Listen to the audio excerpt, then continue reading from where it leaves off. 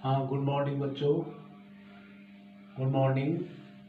आज आपके लिए नेक्स्ट वीडियो में इंटरमीडिएट परीक्षा 2026 के जो मल्टीपल चॉइस क्वेश्चंस हैं, बहुविकल्पी क्वेश्चंस, जो हमारे केमिस्ट्री भाग से 1 के का से 4 तक माने 6 बहुविकल्पी प्रश्न आते हैं।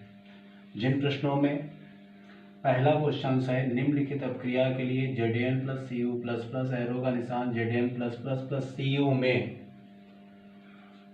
E0 Zn plus plus by Zn इतना -0.76 volt, comma E0 Cu plus plus by Cu बराबर 0.34 वोल्ट दिया है। तो बच्चों सेल का EMF पूछ रहा है। ब्रैकेट दिए गए, फर्स्ट में 1.10 वोल्ट, सेकंड दिया 0.10 वोल्ट, थर्ड में दिया -1.10 वोल्ट और फोर्थ में दिया -0.110 वोल्ट, 110 वोल्ट। अब बच्चों अगर ऐसे सवाल आ जाएं तो इनका विकल्प हम कैसे सही चुनेंगे। आपको एक नेक्स्ट वीडियो में मैंने EMF की गणना वाला निम्नलिखित समीकरण में बताया था कि EMF की गणना 2 तरीके से की जाती है। पहले तो हम ये देखें जो हमारा मानक अपचयन विभव दिया है ये किस रूप में दिए हैं। ये अपचयन विभव के रूप में दिए या ऑक्सीकरण विभव के रूप में दिए। तो ये अपचयन विभव के रूप में दिए हैं। अपचयन विभव के रूप में Zn plus plus by Zn माने ये क्रिया अपचयित हो रही है। तो इस रूप में हमारा जो सूत्र होता है EMF बराबर E0 cathode minus E0 anode. ये बच्चों हमने सूत्र बताया हुआ है। E0 cathode. अब समस्या आती है बच्चों के सामने कि हम कैथोड किसको माने, किस मान को हम कैथोड रखें, किस मान को एनोड रखें। तो एक इलेक्ट्रोड अपक्रिया दी गई है, Zn से आपका Zn प्लस प्लस में परिवर्तन हो रहा है। आप साफ समझ रहे हो कि Zn से Zn प्लस प्लस माने ये क्रिया एनोड है। कौन सी क्रिया है? एनोड। और Cu प्लस प्लस से Cu में ट्रांसफर हो रहा है जिसमें ऑक्सीकरण संख्या घट रही है। तो घट रही है तो ये क्रिया हमारी हो गई कैथोड। तो एक कंफर्मेशन हो गया कि हमारा जो कॉपर है वो कैथोड के रूप में है और जिंक धातु है जो एनोड के रूप में। तो कैथोड का मान क्या है हमारा? प्लस 0.34 माइनस, अब एनोड कितना है, जिंक का मान कितना है, माइनस 0.76 वोल्ट। तो माइनस माइनस क्या हो गया, प्लस 0.34 प्लस 0.76 वोल्ट। जब इसको जोड़ देंगे तो ये हो जाएगा 0 7 3 10 1 11, 2 अंकों बाद 10 वोल्ट बच्चों। इसके लिए ब्रैकेट कौन सही होगा? फर्स्ट नंबर सही होगा।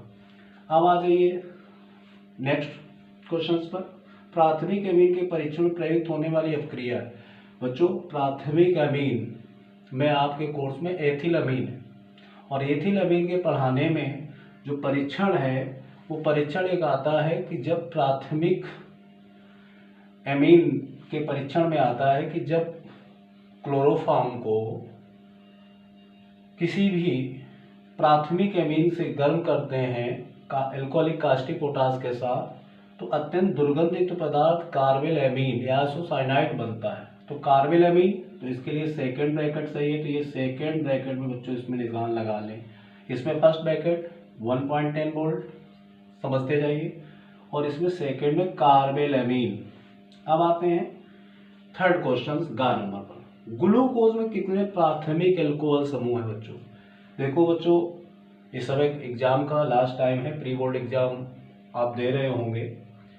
ग्लूकोज की संरचना ये एक एल्डोज शर्करा है, CHO सिंगल बॉन्ड CHOH का होल 4 सिंगल बॉन्ड CH2OH।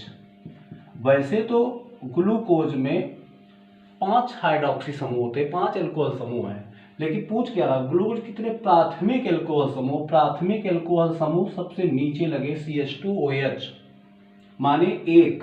तो इसमें फर्स्ट ब्रैकेट सही होगा, 5 ब्रैकेट वाला निशान भी नहीं है। और बच्चों एक ही प्राथमिक एल्कोहल समूह होता है, आप देख लीजिए, आपको स्क्रीनशॉट भी ले लीजिए। नेक्स्ट क्वेश्चन आता है घ नंबर में, निम्न में कौन सा DNA का क्षार नहीं है? अभी बच्चों जो मैथमेटिक्स के बच्चे हैं उनके लिए थोड़ी समस्या आती है, वो थोड़े बायोलॉजी से थोड़ा दूर रहते हैं। ये आपका लास्ट लेसन है बायोमॉलिक्यूल्स, जय बड़ों से, जिसमें डीएनए, न्यूक्लिक अम्ल जीवों में दो होते हैं, डीएनए और आरएनए। डीएनए में जो क्षार होते हैं एडेनिन, ग्वानिन, थाइमिन, साइटोसिन। अब आप विस्तृत में जाना चाहें तो हम इसका भी एक वीडियो आपको डाल देंगे क्षारों के क्रम का। न्यूक्लिक अम्ल में दो क्षार होते हैं, पिरिमिडिन और प्यूरिन। पिरिमिडिन जो क्षार होते हैं उसमें 3 संख्या होती है। जो प्यूरिन क्षार वो दोनों न्यूक्लिक अम्ल में पाए जाते हैं, कौन, एडेनिन और ग्वानिन। तो एडेनिन ग्वानिन तो आरएनए में भी होंगे, डीएनए में भी होंगे, क्लियर है। लेकिन पिरिमिडिन क्षार जो 3 होते हैं, कौन, यूरेसिल, साइटोसिन, थाइमिन। उसमें जो डीएनए है उसमें थाइमिन भी होगा, साइटोसिन होगा, बट यूरेसिल नहीं होता है। ये किस में होता है, आरएनए में। तो यहाँ पर यूरेसिल थर्ड ब्रैकेट में दिया हुआ है, तो हम यूरेसिल को ही सही करेंगे। कौन सा विकल्प सही करेंगे, थर्ड विकल्प, माने डीएनए में यूरेसिल क्षार नहीं होता है। आगे देखते हैं 11 नंबर में एक सवाल दे दिया है सॉल्यूशन से। 400 ml विलेन में 7 ग्राम NaOH घुलाए, विलेन की मोलरता क्या होगी। अब बच्चों बड़ी गजब की बात है, मोलरता क्या होगी। मोलरता को बताया था, मोलरता का बहुत सहज सूत्र है, मोलरता बराबर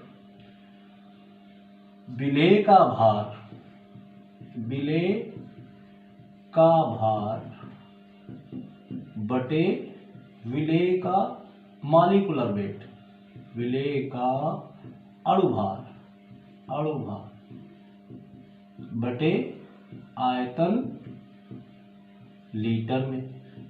ठीक है बच्चों, तो मोलरता m बराबर विलेय का भार कितने ग्राम है, 7 ग्राम, और NaOH का अणुभार कितना होता है, 40, और विलेन का आयतन लीटर में। लीटर चूंकि 400 ml है, लीटर बनाने के लिए हम 400 को 1000 से डिवाइड कर देंगे। 1 लीटर में कितने ml होते हैं, 1000, तो ये हो जाएगा 0.4 लीटर। 0.4 ये यहाँ पहुंच जाएगा, तो 7/40 इंटू 0.4, इसको हल करेंगे बच्चों तो ये आ जाएगा 70/160, जीरो काटेंगे, 16 का 7 में भाग देंगे तो 0.437 मोल लीटर माइनस 1 आ गया है बच्चों। देख लीजिए कौन सा ब्रैकेट ऐसा लग रहा है, तो 0. हाँ ये फर्स्ट ब्रैकेट है, 0.437 मोल लीटर माइनस 1। समझ में आ रहा होगा बच्चों, मेहनत करना है, मेहनत करेंगे तभी परिणाम बेहतर पाएंगे। अब आ जाते हैं नेक्स्ट 4 क्वेश्चन पर। कैन-जारो अपक्रिया द्वारा फॉर्मेल्डिहाइड बनता है। अब बच्चों देखिए ये रिएक्शन बहुत महत्वपूर्ण है, आप तो ये 1 नंबर में गई है, ये टिप्पणी में भी पूछी जाती है। कैन-जारो अपक्रिया देते कौन, एल्डिहाइड देते हैं, और एल्डिहाइड में कौन, फॉर्मेल्डिहाइड। अब क्या बनाता है इसे हम कैसे सुन सकते हैं, तो एक रिएक्शन दे लेते हैं कैन-जारो की, 2HC, क्या सूत्र होता है, HCHO के 2 अणु ले लिए और NaOH से रिएक्ट करा दिया, तो जो पहला अणु है वो क्या बना देगा, CH3OH प्लस HCOONA, माने मेथिल अल्कोहल बना दिया, मेथिल अल्कोहल बना दिया, और दूसरा सोडियम फॉर्मेट बन गया। तो एक तो आप इस रिएक्शन को पढ़ के टिप्पणी के रूप में 2 नंबर में भी लाभ उठा सकते हैं कैन-जारो के रूप में। दूसरे अब इसमें कौन सा बनता, तो साफ साफ समझ में आ रहा है कि मेथिल अल्कोहल सेकेंड ब्रैकेट सही है। ठीक है बच्चों, समझ में आया, तो आप इससे कुछ ना कुछ लाभ उठाएंगे, और ये ऐसे क्वेश्चंस हैं जो 2026 बोर्ड परीक्षा में आते ही हैं, इनका लाभ उठाइए, कहीं ना कहीं ये क्वेश्चन जरूर आपके आएंगे। थैंक यू बच्चों।